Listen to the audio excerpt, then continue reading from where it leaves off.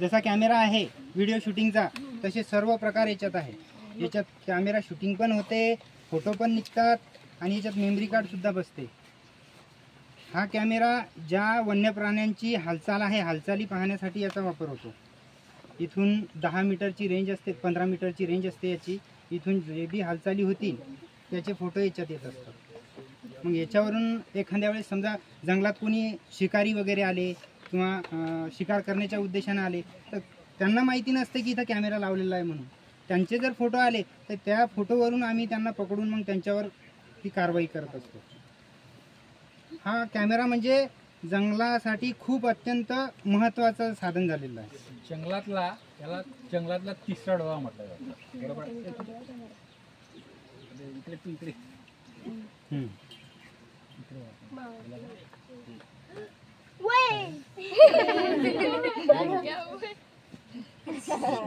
तर ऐकून घ्या, हा याला तिसरा डोळा म्हणून म्हटलं जातं। तुम्हाला स्लाइड शो मध्ये दाखवला होता मी की ह्या सगळ्या वाईल्ड लाईफ मोजण्याचं जे प्रमाण आहे किंवा जे प्रकार आहे त्याच्यामध्ये एक आहे ट्रान्झॅक्ट लाईन आणि दुसरा आहे कॅमेरा ट्रॅप। त्यामधला कॅमेरा ट्रॅप आपण पाहिलेला आहे। आता ट्रान्झॅक्ट लाईनमध्ये काय असतं की एक जंगलामध्ये एक रेषा आखलेली असते, बरोबर आहे? त्या रेषेमध्ये मग नदी हो, डोंगर हो, काही हो, ती सरळ रेषा असते, बरोबर आहे? आणि अशी रेषा पाहिली जाते की ज्याच्यामध्ये कमीत कमी झाडं आहे, बरोबर आहे?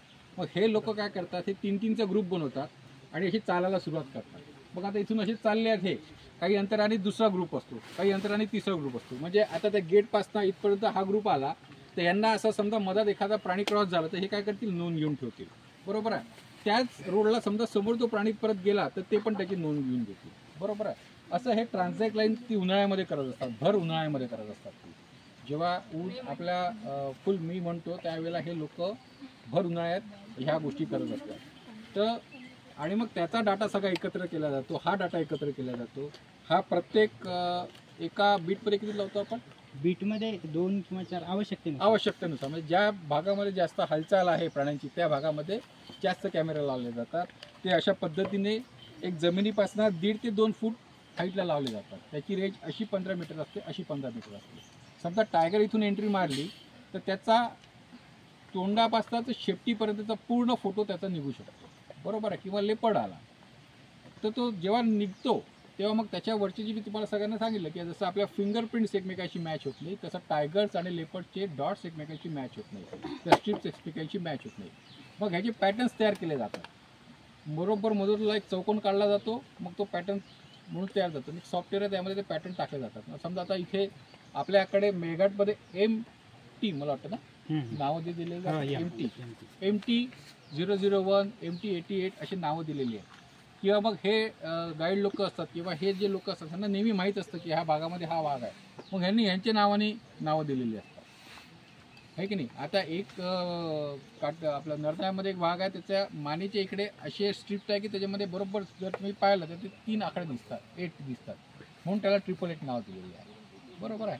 तर असे सगळ्या वाघांचे नामकरण झालेले आहे त्या स्ट्रिपवरनं। ताडोब्याचे वेगळे, ताडोब्याच्या याला परत वेगळा कोड आहे, नवेगावच्या याला वेगळा कोड आहे, पेंचवाल्यांना वेगळा कोड आहे।